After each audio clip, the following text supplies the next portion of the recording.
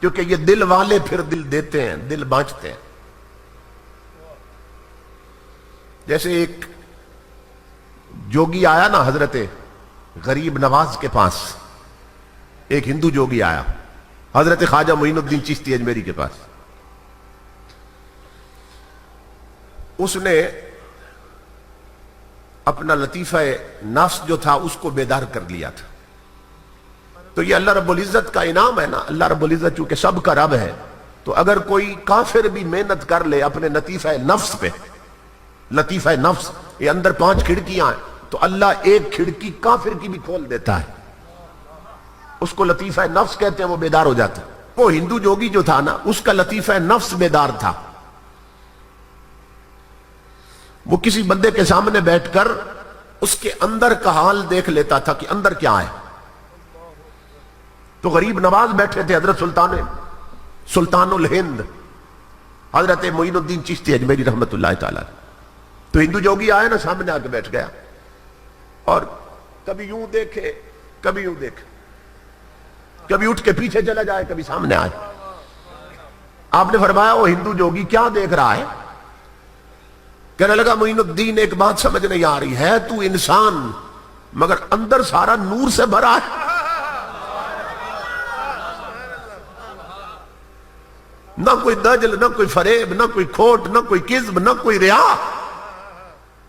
Structure انسانی ہے اور اندر سب نور ہی نور ہے. مگر ٹینشن یہ ہے، میری پریشانی یہ ہے کہ تیرے دل پہ ایک کالا داغ ہے، وہ نہیں سمجھ آ رہی وہ کیا ہے.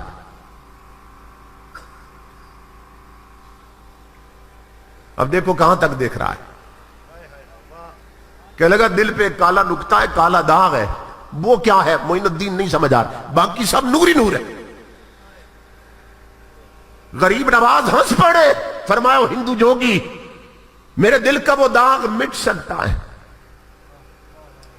جو تجھے نظر آ رہا ہے، میرے دل کا داغ مٹ سکتا ہے. کہنے لگا وہ کیسے؟ فرمایا اگر تو کلمہ پڑھ جائے.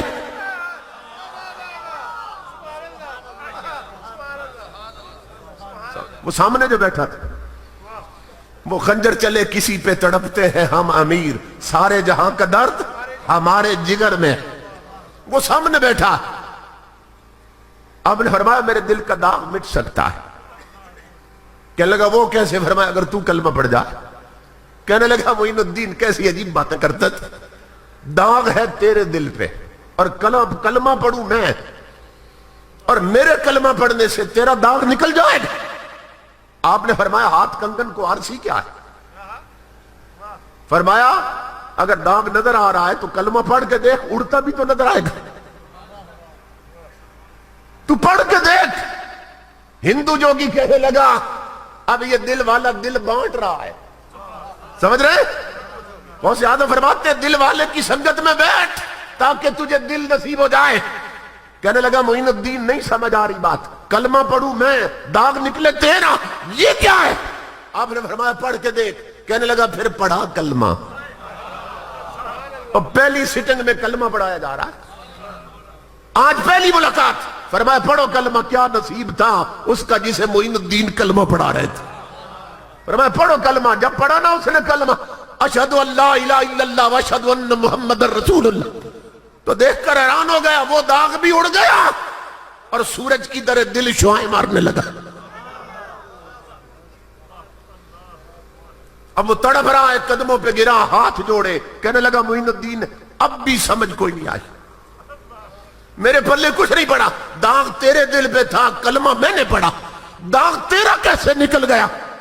مجھے بھی تو بتا. اب غریب نواز جلال میں آگے فرمایا او نادان، اللہ کی عزت کی قسم تو معین الدین کے سامنے نہیں آئینے کے سامنے بیٹھا تھا. وہ میرا داغ نہیں تیرا داغ تھا، تیرے کفر کا داغ تھا جو میرے دل کے آئینے میں تجھے دکھائی دے رہا تھا. سمجھ رہے ہیں؟ تو یہ دل والے دل بانٹتے بھی ہیں، دل والے دل بانٹتے بھی ہیں. تو اسی لیے غوث اعظم فرماتے ہیں نادان کسی دل والے کی سنگت میں بیٹھ تاکہ تجھے دل نصیب ہو جائے. اسحب ارباب القلوب حتی تصیر لک قلب، حتی تصیر لک قلب، کسی دل والے کی سنگت میں بیٹھ تاکہ تجھے دل نصیب ہو جائے. تو یہ دل والے یوں پھر دل بانٹتے ہیں. امام الانبیاء کے غلام حضور غوث اعظم پھر آگے کیا فرماتے ہیں؟ لا بد لک من شیخ حکیم من عالم من عامل یہذبک ویعلمک وینصحک.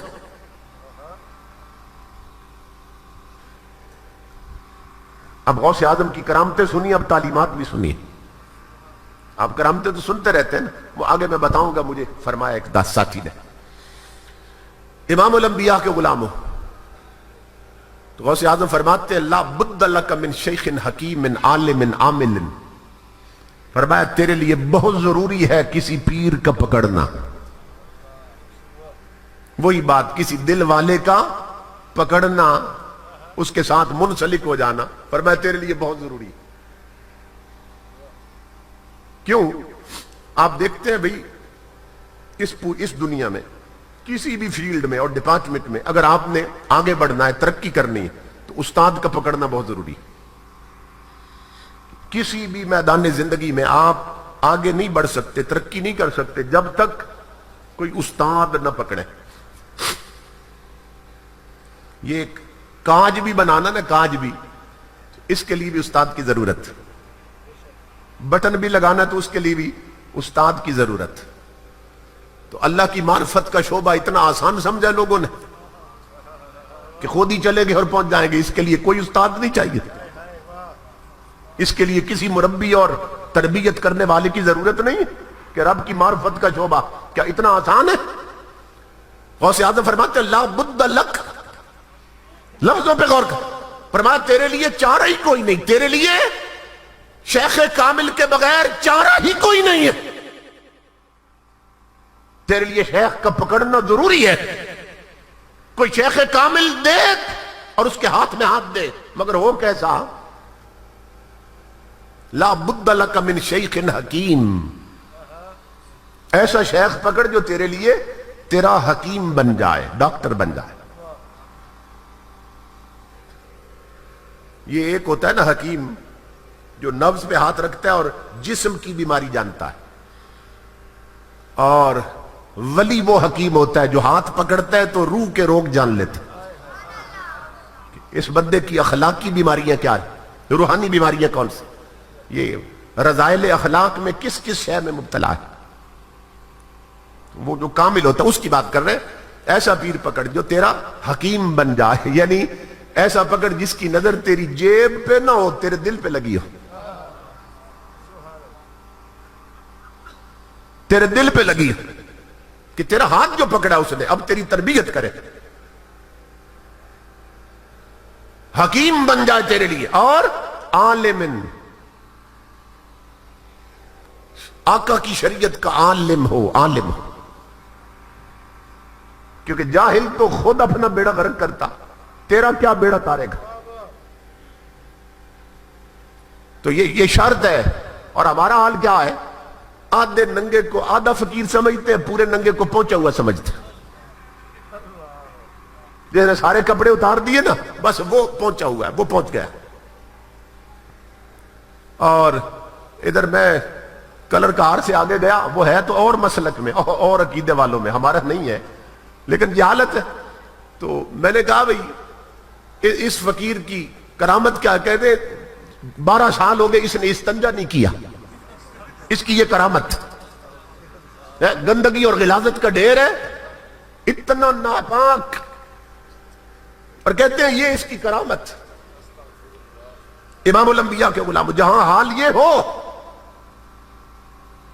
تو وہاں پھر کوے اپنی دکانیں سجا لیتے.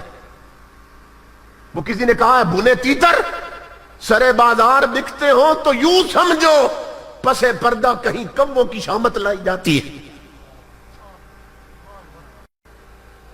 کہ اب گلی گلی اگر اس طرح کے لوگ بیٹھے ہوں،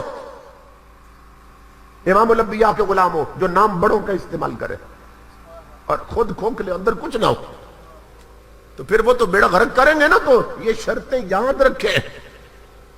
یہ کون بتا رہا ہے؟ یہ سید الاولیاء بتا رہے ہیں, یہ غوث جیلان بتا رہے ہیں کہ اس دور کے سارے پیر میں غوث اعظم کے نالین پہ قربان کر دوں, کہ جس غوث کا مقام یہ ہے اولیاء نے لکھا. اب دیکھو نا, اور کسی جگہ پہ یہ نہیں مقام کسی ولی کا. لاہور میں کتنے ولی لیتے ہیں؟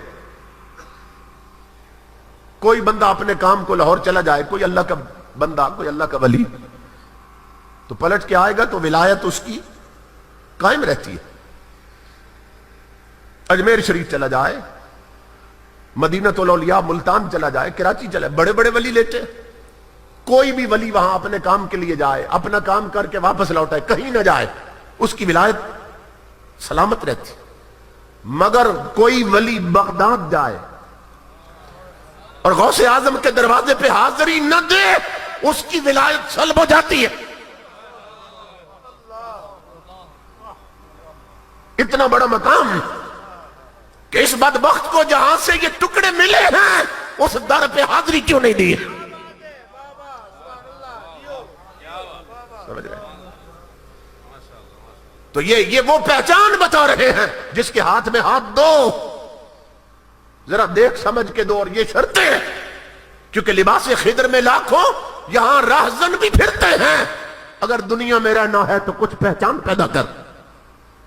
فرمایا لا بد لک من شیخ حکیم عالم و عامل, تیرے لیے ایسا شیخ اور پیر چاہیے کہ جو تاجدار کائنات کی شریعت کا عالم بھی ہو اور جو کچھ پڑھا اس پہ خود عامل بھی ہو, عمل بھی کرتا.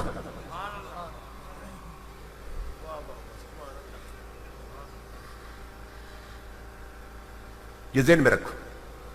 اور وہ کرے کیا؟ یحذبک, وہ نہ تجھے سنوار کے رکھ دے, سنوار کے رکھ دے. یحذبک ویعلمک وینصحک, اور فرمایا وہ تجھے سنوار کے رکھ دے. مہذب, یہ یحذب سے مہذب, یحذبو سے مہذب بنا. ہم کہتے ہیں نا بھئی یورپ کی اقوام بڑی مہذب ہے, ہمارے یہ لفظ بولتے ہیں بڑے مہذب لوگ. وہ میں جانتا ہوں کتنے